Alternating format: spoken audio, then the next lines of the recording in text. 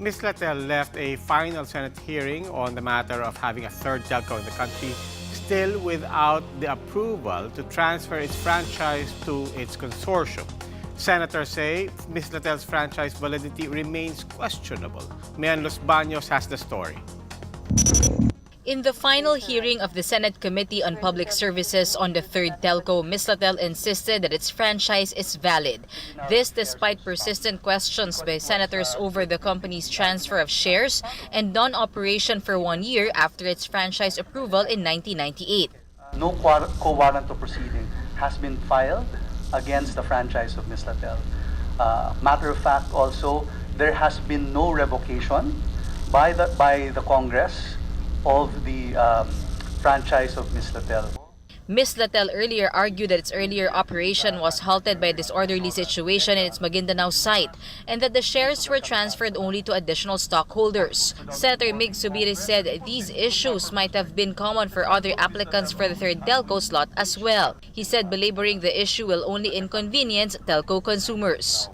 What if the administration will not be too keen on giving a third telco service? Not sila kaibigan ko, both telcos are my friends. But we have to improve the service. The only way to improve it is through proper, there should be proper competition.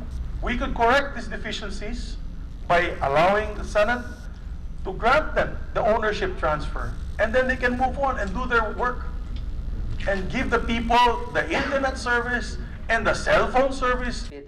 It is possible that the Senate will approve the transfer of the Mislatel franchise to the consortium as the House did, but senators still worry that the franchise might later be questioned in court in the form of co-warranto challenging the right of Mislatel to operate as a third telco. Ano mangyayari pag may nag-co-warranto nga?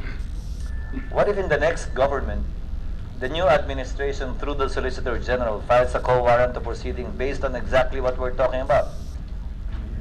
Dahil nagpalit, di ba? In your 3 years down the road, X thousand towers, cell towers constructed. And in 4 years' time too, we will be renewed. The franchise will be expiring. Don't tell me dahil naggumawa na kayo ng 10,000 tower, tali na yung kamay ng Kongreso at hindi na pwedeng i-revoke. Senator Franklin Drilon said the Senate just wants to make sure that the country will have a stable third telco.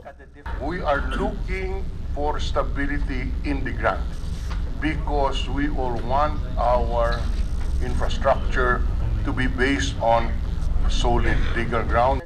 Committee Chairperson Senator Grace Poe is expected to release the committee report to the plenary sometime next week.